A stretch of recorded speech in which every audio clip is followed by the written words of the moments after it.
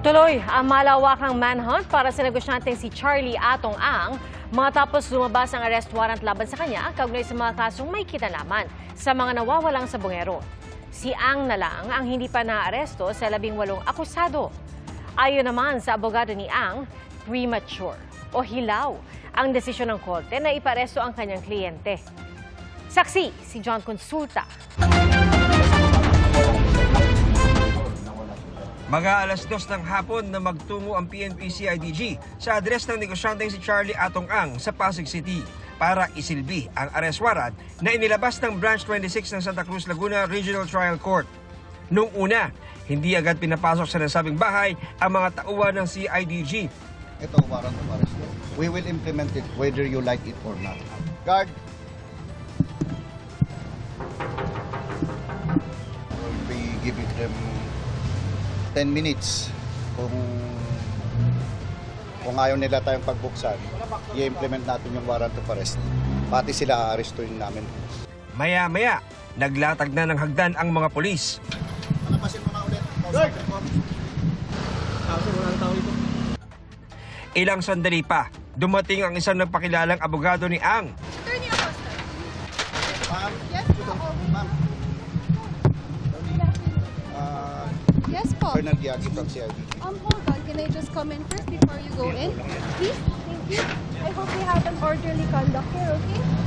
Pagkalipas ng ilang minuto, Nagpakilala naman kami, maliwanag yung pakay namin. Dito yung registered address niya.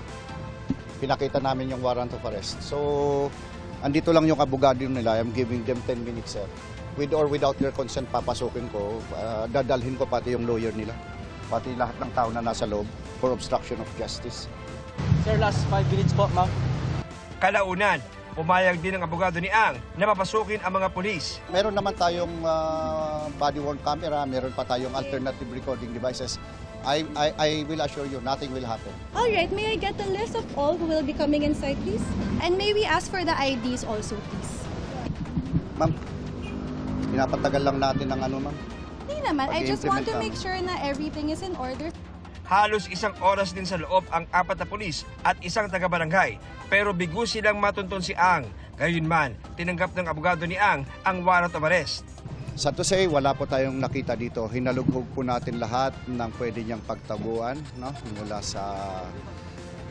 sa basement up to the highest floor. Even yung rooftop is inakyat namin. So wala tayong nakita as to presence ni Charlie Atong Ang.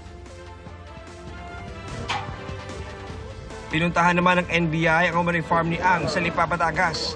So meron kaming warrant of arrest dito ng issue ng Branch 26 ng Santa Cruz, Laguna para sa kay Charlie Chu Hai Ang alias Atong Ang.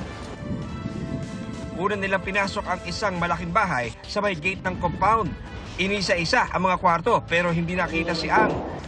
Hindi rin siya nakita sa isang malaking gusali sa compound. Mahigit 30 hektarya ang lawak ng property ni Ang. At sa pag-iikot ng mga ahente sa loob, nakita ang mga alagang panabong na manok, 2 helipad at malawak na open ground. Pero walang nakitang Atong Ang doon. Hindi bababa sa 4 na warrant of arrest ang inilabas ng Branch 26 ng Santa Cruz, Laguna Regional Trial Court laban kay Atong Ang. Para yan sa isang kaso ng kidnapping with homicide at 3 kaso ng kidnapping and serious illegal detention. Kaugnay na pagkawala ng 19 na sabongerong hindi na nakita matapos magsabong sa arena na pagmamay-ari ni Ang sa Santa Cruz, Laguna. Nakasaad sa mga warrant of arrest na walang bail ang mga kasong ito. Ipinaaresto na rin ang 17 iba pang kapwa-akusado ni Ang.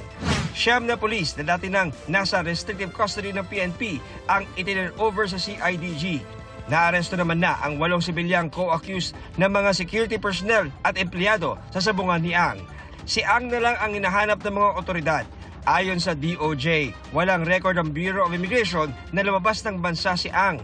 Hihilingin daw nila sa korte ang paglalabas ng whole departure order laban kay Ang. Nauna lang naglabas ng ILBO o Immigration Lookout Bulletin Order ang DOJ para mamonitor ang posibleng paglabas nito sa bansa.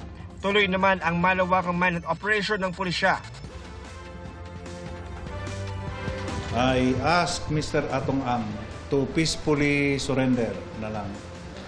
We have several ongoing ngayon ng manhunt There are several properties niya po in Metro Manila as well as in Region 4A na ongoing yung ng tauhan namin. Gagawin lahat ng kapulisan para hanapin at iserve itong warrant of arrest laban kay Charlie Atong Ang.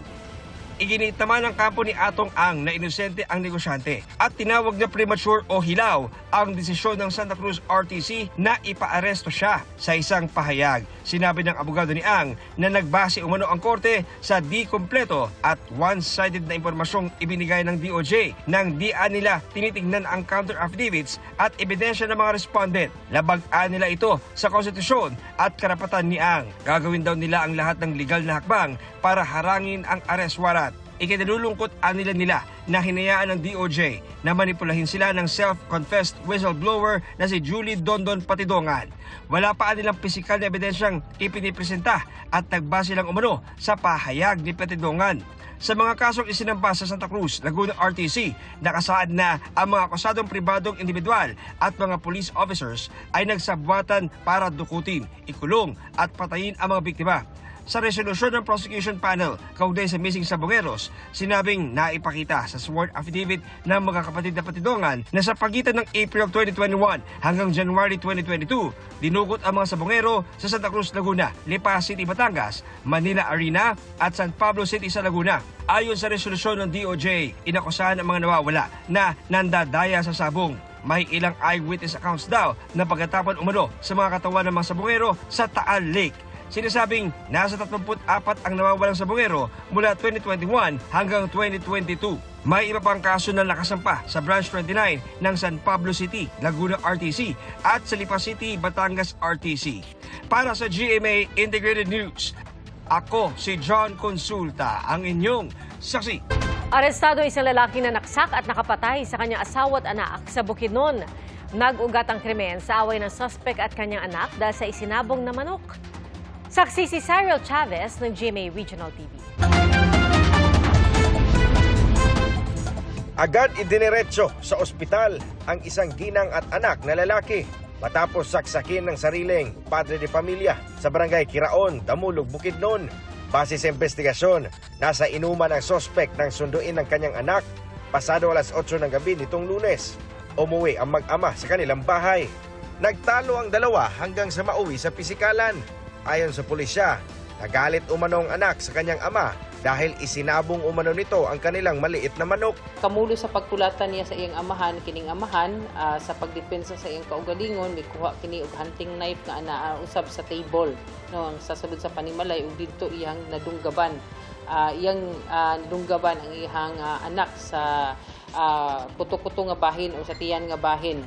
Sinubukang awatin ng misis ang kanyang mister, ngunit nasaksak din siya sa dibdib. Hindi na umabot ng buhay sa ospital ang ginang. Ang kanilang anak naman, binawian din ng buhay makalipas ang ilang oras. Agad inaresto ng mga opisyal ng barangay ang 65 anyos na sospek na umamin sa krimen. Mahaharap siya sa reklamong parricide. Para sa GMA Integrated News, ako si Cyril Chavez ng GMA Regional TV, ang inyong saksi.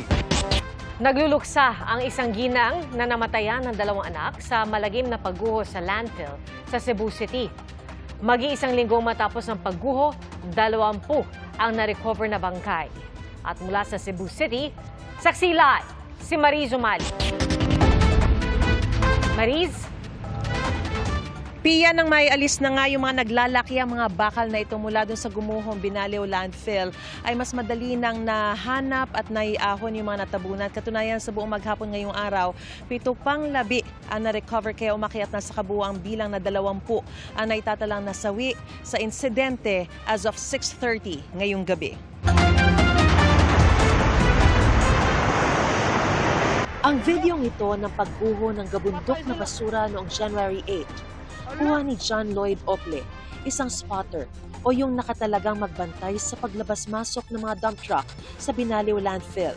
Labis daw ang takot noon ni John, pero sa gitna ng pagguho, narinig niya ang sigaw ng mga kasamahang nadaganan ng gumuhong istruktura. Sa tulong ng mga kaibigan sa lugar, Naiahon nila mula sa guho ang 3 sa mga trabahador. Si John ang nakakuha sa babaeng trabahador na naisugod pa sa ospital pero binawian din ng buhay kalaunan. Luoy kay. Nangapit ba? Nya. Akong igagaw dito kay nagsigpangayag tabang nako. Nya. Ako tong gignan siya nga kato spritz ba spritz. Oh, spritz. Nga kuan nga. Ara lang kasoy nang balikon rati ka. Nya niingon siya nako nga. O dyan, balikay gyud ko dyan ha. Sinubukan niyang bumalik sa ground zero pero pinagbawalan na siya ng mga otoridad. Nailigtas ang pinsan niyang lalaki pero nasawi naman ang isa pa niyang pinsang babae. Akong gibuhat nga nilingkod na lang ko sa Dublin. Nihilak na lang kog maayo. Pagingon ako nga kinsa pay buhi diha tingog mo. Tagahan ging nanuktok dito dapis to nga. Ay nanuktok napag nadunggan ako nga ingon tabang. Lam naging nga tingog ba. Ang kabayanihan ni John nakatakdang bigyan ng pagkilala ng Cebu City Council. Si Fritz Valiente ang nakaligtas na pinsan ni John. Habang iniinda ang namamagang paa at mga sugat sa balikat at braso, binabagabag din daw siya ng tunog ng pagbuho ng mga basura. Nanawag na ko nila nga, tabang ko ani ko, kanang luwas akong tiil, tabangi ko kay kanang akong tiil apit. 7 ang labi na na-recover ngayong araw, kaya umabot na sa 20 ang bilang ng mga nasawi. Kabilang ang 40 anyos na anak na lalaki ni Nanay Dailinda Ople na si Kristan Joseph. Una nang naiahon noong January 9, ang labi ng anak din niyang babae na si Rowena na pinaglalamayan na ngayon sa kanilang bahay. Halos maubos na raw ang luha ni Nanay Dailinda, lalo't 2 pang anak niya ang nawala. Masakit ang dibdib ko ba? Kawalay kabutangan bitaw sa akong problem ko nga 2 ang anak ko. Sa akong kakuyaw ba? Hapit ko kuy awa ka nang hapit ko mahugno bitaw sa akong kaugalingon. Nga nawadan ko 2 ka pamilya. To ako'y anak dito nga natruma sa kakuyaw sa basura nga nahunag ma. Lugo siya mutingog bitaw. Na karon pagani siya mo kanang yan tingog. Magawas kay mura siya kanang nakuan jud jud gisakitan siya sa kuan nahitabo sa among 2 lang anak. O 2 lang pamilya. Kahit umabot na sa ika-7 araw ang search, rescue and retrieval operations, hindi nagpapadaig sa hirap at pagod ang mga rescuer na 24 oras pa rin kumikilos.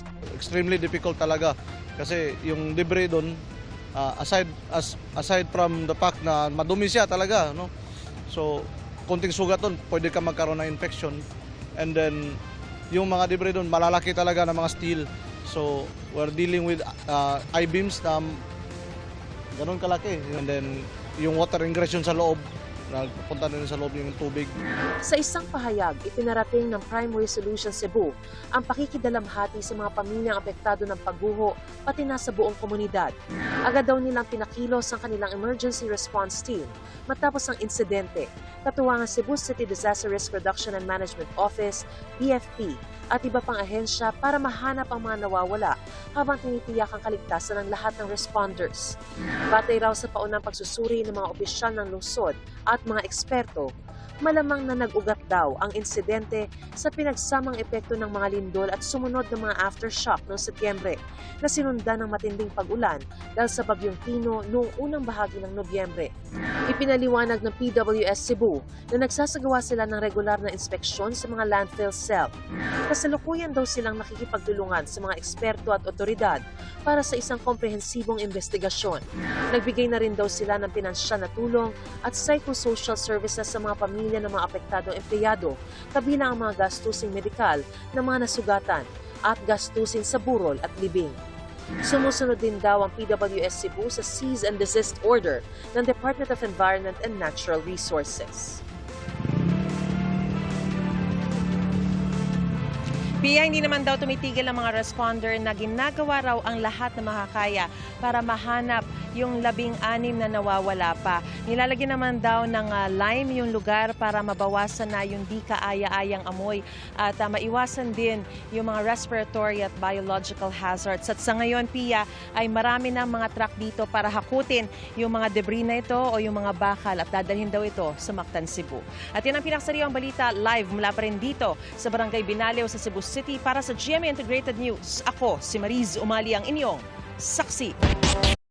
Mga kapuso, maging una sa saksi. Mag-subscribe sa GMA Integrated News sa YouTube para sa iba't ibang balita.